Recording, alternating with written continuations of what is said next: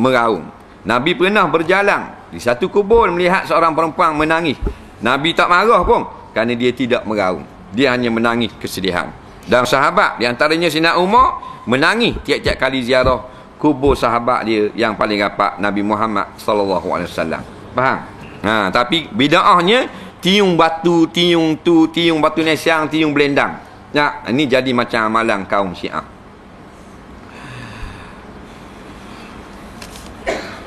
Baca 5 nakpi ni. Air kumbahan yang diproses boleh tak diminum? Air najis, lepas tu proses jadi air molek. Jawabnya tak boleh. Jumhur ulama mengatakan dua saja najis yang boleh berubah menjadi suci. Yang pertamanya, najis itu adalah kulit bangkai.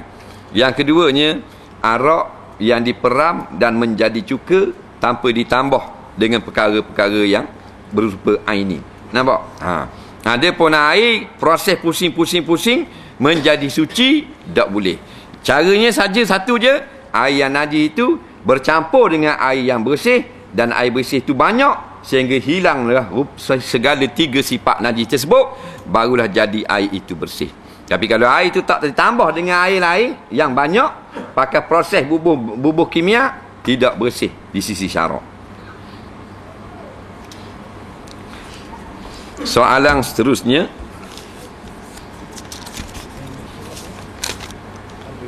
masalah saya ialah keluarga saya terkena sihir dan buat tahu kan 6 tahun dah kami sakit menderita. Anak dan isteri saya mengalami sakit kepala yang amat sangat. Sampai anak saya tak menerima pelajaran dengan baik. Siang dia, saya dah pergi berobat dengan macam-macam jenis perubatan, tapi kesan selepas kami pergi berobat sihir yang dituju kepada kami bertambah buruk lagi. Jadi apa pandangan?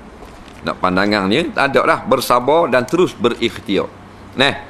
Sihir ni memanglah kalau orang jahat sungguh, dia kira kalau kita pergi berobat, pergi semayang ajak, dia kau tambah lagi. Nampak? Pernah berlaku lah di Jerangga. Jerangga tu lah, Lautang. Jadi dia ni kena sihir 16 tahun. Mak ni 6 tahun, tu 16 tahun. Disihir oleh jirang dia. Jirang dia nak beli tanah tu, dia tak mau jual. Tak mau jual, sakit hati, kena.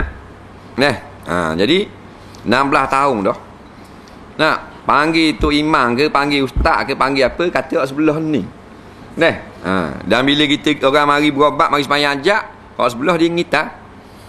Malam ni orang semayang ajak, jirang dia esok naik alat tupak atas panjang. Tu 3 hari kemudian tu sakit pula kat rumah ni. Tiap kali panggil orang semayang ajak, esok laki bini naik kota baru, naik Naratiwak, disambung pula jumpa dengan Tok Cha, buat pula. 16 tahun hak tukang buat ni, kalau semayang jemaah duduk belakang Tok Imam. Dia nak cerita lah. Jadi kalau Tuhan izin sembuh, dan kalau Tuhan tak izin lagi tak sembuh. Dan benda ni berlarut tang sampai 16 tahun, akhirnya kena tinggal agak tanah tu, kerah juga. Dan bila lari duduk jauh, barulah aman damat. Jadi nak cerita hak kelakarnya, seorang tok guru di Kedah. Dia ni berobat agaklah buatan sihir. Jadi bila sakit kerah, tak boleh nak mari, tok guru tu kata, bukan kita pada orang sini lah, mencari seorang hak nama Azhar. Tak kira siapa-siapa pun. Sama ada dia ngajar ke, JKK lah, tak kira. Nampak? Jadi kawan ni kenal kita.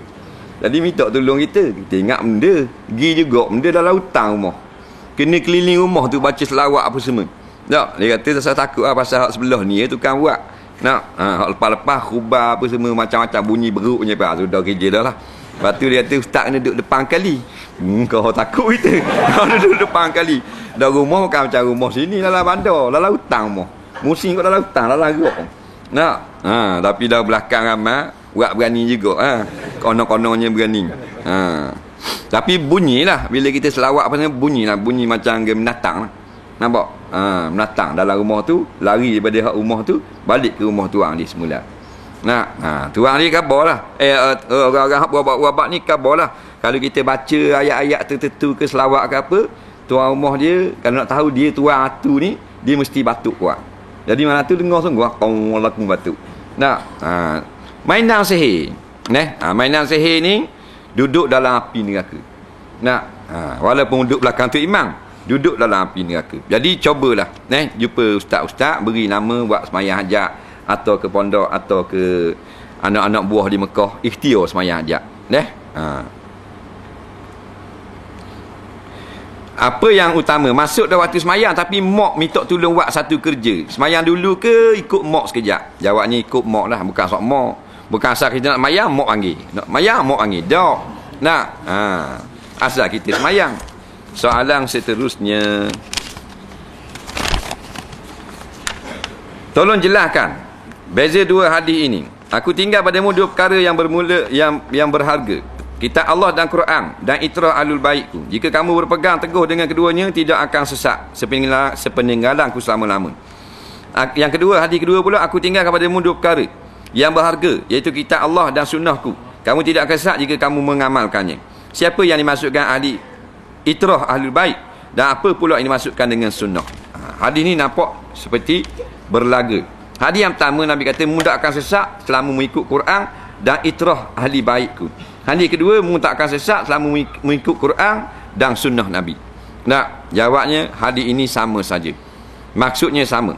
Itrah ahli bait ni ulama-ulama tafsir, nah, iaitulah mu tak akan sesat. Nah, aku tak ada bila-bila mu tak akan sesat jika mengikut Quran dan itrah ahli baitku, ia ini kebaikan kaum keluargaku dalam menyampaikan sunnah aku. Jadi maksudnya sunnah Nabi juga. Jadi mengikut keluargaku, bukan ikut bodoh gitu. Ikut keluargaku yang mengamalkan sunnah aku. Jadi samalah juga dengan sunnah aku. Cuma nak khabar keluarga, nak memuliakan keluarga Nabi. Tapi mulia keluarga Nabi sebab mengamalkan sunnah Nabi. Soalan seterusnya, dua keping kita baca. Sekeping lagi lah, ni lebih kurang dukung sembahyang. Di mana ni? Pegang dah tadi. Boleh bagaimana cara seorang suami tabiat isteri yang kurang soleh? Bolehkah isteri itu beri hatinya pada orang tua tanpa izin? Bolehkah kita kerjakan solat tapi niat masih ambil wudu? Kawan-kawan saya suka dengar, tapi ajak pergi berperang tak ambuh, berjihad. Cukup dak imam dia? Pula dah. Boleh tak kita baca kunut nazilah pada masa biasa dan kita niatkan pada tempat lain? Bolehkah kita baca kunut nazilah ni sebagai doa lepas solat dan waktu lain? Adakah ini bidah? Saya terlepas solat sunat asar, jadi saya buat sesudah saya solat asar. Boleh tak? Jawabnya, kunut nazilah ini kunut untuk minta Allah Ta'ala beri pertolongan ketika bala besar menimpa umat Islam. Jadi biarlah bala tu bala besar. Kalau bala kecil, bidah kita baca kunut nazilah. Nampak? Apa baca kunut nazilah? Tadi budak rebah motosikal. Baca kunut nazilah. Kunut nazilah ni maknanya tentera NATO sedang mengepung. Iraq. Baca kunut nazilah. Jadi dia sunat baca ketika berlaku musibah. Sekalipun musibah tu di negara lain, kena kat umat Islam. Tak nanti kena di Malaysia ni saja. Dan boleh dibaca pada semua semayang. Mayang subuh, mayang asar, mayang garik, mayang isya, mayang zuhur. Boleh berlaku. Kemudian dia dah nak semayang sunat asar, dia pergi surau masjid, orang mayang asar dah. Lepas mayang asar boleh tak semayang sunat asar? Boleh. Nabi pernah buat seperti itu. Faham? Boleh. Yang tak boleh ni sengaja. Masih semayang sunat asar tak ambuh. Dah bila semayang? Lepas asar. Bida'ah. Tak boleh. Mesti kita terlepas dulu dengan ada keuzuran. Nak pergi semayang sunat zuhur dulu. Sebelum zuhur qomat dah. Sunat zuhur qada selepas zuhur. Nak pergi semayang sunat subuh dulu. Tu imamnya buat gaduh pun takbir. Maka lepas pada semayang subuh, barulah kita boleh semayang sunat subuh qada. Baru kita marah tu imam. Isteri kurang soleh, macam mana nak tarbiyah? Jawabnya, isteri kita ni dah sampai di sini isteri soleh. Tak ada belaka isteri soleh. Mana kurang soleh ataupun tak soleh belaka ramai-ramai. Tak? Kalau soleh sungguh payah nak jumpa. Soleh ni gini, isteri solehah. Nak tiap-tiap hari dia terbang ambun nikah. Tu solehah tu. Tiap-tiap hari dah mana ada gitu. Nak.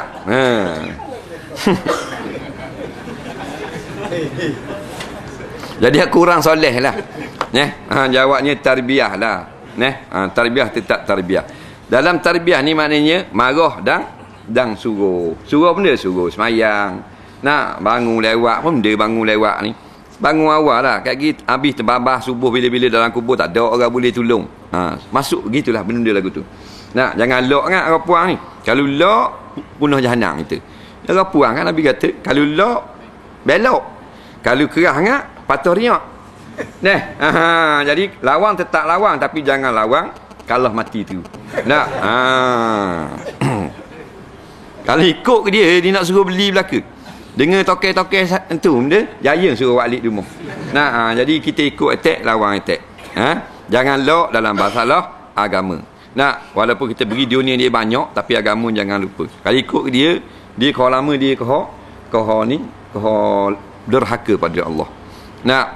Daripada dibak besar jadi dibak kecil. Daripada pakai kain besar jadi kain kecil. Dia kau kecil semua. Di bagian kau galop. Bini beri harta pada orang tua tanpa izin suami. Berlaku khilaf di kalangan ulama fiqh, ada kata haram, ada kata tak haram. Jadi sebaik-baiknya minta izin suami walaupun kita nak beri duit. Bang, nak gata duit ke mak 100. Duit kita, duit isteri. Nak beritahu juga kepada suami kerana menyembunyikan sesuatu daripada suami kadang-kadang mengecilkan hati suami. Melainkan kalau kita beritahu mengecilkan hati, maka sunat kita tidak beritahu. Sebab ada juga suami tak betul. Harta isteri tapi dia kontrol habis. Harta isteri dia kontrol. Kontrol sangat dia nak tunjuk kuasa betul. Ini tak patut kau. Duit isteri yang kerja. Dia nak berikan anak dara dia. Kata bagus bini kita kan boleh gaji 1,000 nak berikan anak dara 50 ya. Bagusnya. Kata gitu. Ni dah wih sangat anak dara wih benda tu. Tu lelaki. Ada jenis lekuk nak apa gitu. Nak beri rumah nak beri kayah marah nak beri gitu belebek mana tengok kalau berlebihan baru kita nasihat pasal duit dia kan. Dia semayang tapi niat semayang masih ambil wuduk. Masih ambil wuduk, niat wuduk lah bawah. Sebab pergi niat semayang. Jadi pak mazhab ni Maliki, Syafi'i, Hanafi, Hambali, dua pendapat, dua imam niat semayang dalam takbir, dua imam lagi niat semayang masih berdiri nak takbir. Diri sebelum takbir. Diri nak takbir tu dia niat dah. Adapun niat masih ambil wuduk tu tak ada mazhab. Kalau ada pun bukan. Hak kacau wala tu. Tu niat wuduk. Wallahu a'lam. Bismillahirrahmanirrahim. Allahumma anfa'na bima 'allamtana wa 'allimna bima yanfa'una. Rabbana zidna 'ilma. Rabbana atina fid dunya hasanah fil akhirati hasanah wa qina azabannar. Wa sallallahu ala sayyidina Muhammadin wa ala alihi wa sahbihi wasallam. Walhamdulillahirabbil alamin. Assalamualaikum warahmatullahi